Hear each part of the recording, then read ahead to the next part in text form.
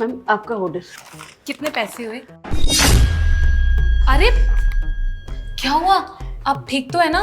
कुछ नहीं मैडम, वो थोड़े चक्कर आ गए थे। अच्छा, आप आइए ना अंदर, आप आराम कर लीजिए थोड़ी देर। नहीं मैडम, मुझे अभी और ऑर्डर देने जाना है। अरे लेकिन आपको तो बहुत ज़्यादा चक्कर आ रहे हैं, आप ऐसे में ऑर्डर कैसे दोगे? लेकिन आपको ये चक्कर आ क्यों रहे हैं? वो मैम गर्मी है ना, और सुबह से मैं ऑर्डर दे रही हूँ, धूप में घूम रही थी, बस इसीलिए। अरे देखिए, अगर आप रोड पे बाहर जाएंगी और आप गिर विर गई चक्कर खा के तो कौन आपकी मदद करेगा? इसलिए आप एक काम करिए, अंदर आ जाइए, थोड़ा सा रेस्ट कर लीजिए, फिर आप चली जाएगा। नहीं मैम, ऐसे अच्छा नहीं लगता, मैं किसी के घर में ऐसे रुक जाऊं। अरे कैसी बातें कर रही हैं आप मेरी माँ जैसी हैं। आइए थोड़ी देर आराम करके पानी पी के चले जाइएगा। आप बैठिए आराम से, ये कैप और बैग उतार लीजिए, रिलैक्स करिए आप। मैं इसी चला।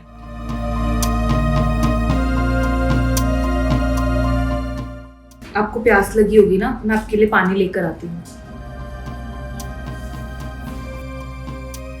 ये लीजिए पानी।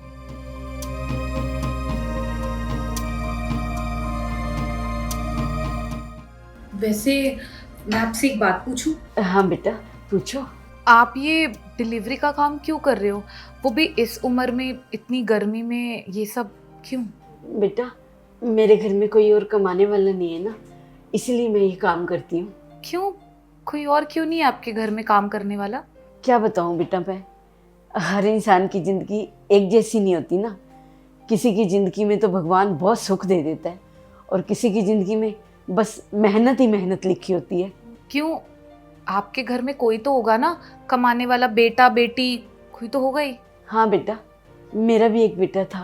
क्या बताऊँ बेटा, आजकल की चकाचौंध में ना मेरा बेटा इतना खो गया था कि मुझे छोड़कर चला गया। प्लीज़ आप बुरा मत मानना मेरी बातों का, लेकिन मैं जानना चाहती हूँ कि आपके बेटे के साथ क्या हुआ था? वो ना कॉलेज में पढ़ता था, नई नई दोस्ती हो गई उसकी, नए नए दोस्त बने। दोस्त इतने अमीर थे कि उसने मुझसे भी ज़बरदस्ती गाड़ी ले ली। क्या बताऊँ बेटा, वो इतनी तेज़ गाड़ी चलाता था, भगवान कब तक साथ देता। एक दिन इतनी तेज़ गाड़ी चला के जा रहा था कि उसका एक्सीडेंट हो गया, और मेरा बेटा मुझे छोड़कर चला गया, और मेरा उसके अलावा और कोई भी नहीं है बेटा, इसलिए मुझे काम करना पड़ता है।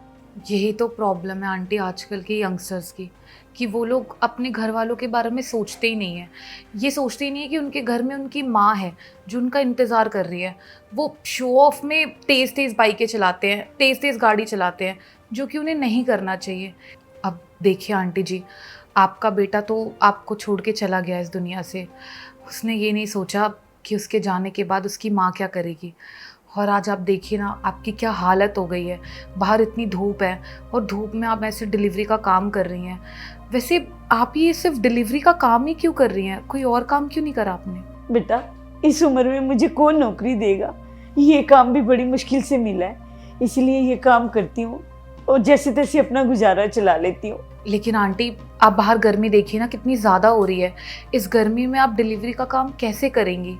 और इस उम्र में आपका कोई ध्यान रखने वाला भी नहीं है, अकेले इतना सब कुछ कैसे मैनेज करेंगी आप? मैं और क्या कर सकती हूँ बेटा, आप बताओ मुझे। आंटी अगर मैं आपको एक नौकरी दूं तो वो आप करोगे? आपको इसी घर में रह के नौकरी करनी पड़ेगी। पर बेटा मुझे आप क्यों नौकरी दोगे?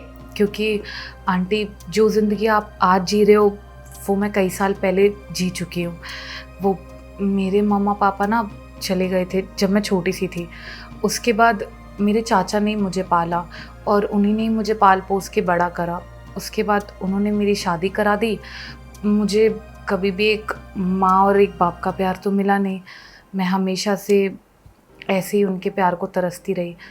आज मैंने आपको देखा तो मैंने सोचा कि आपको भी किसी इंसान की ज़रूरत है जो आपका सहारा बने। और मैं भी इस घर में अकेली रहती हूँ, मेरे पास भी कोई माँ नहीं है। आपके रूप में मुझे एक माँ का प्यार मिल जाएगा।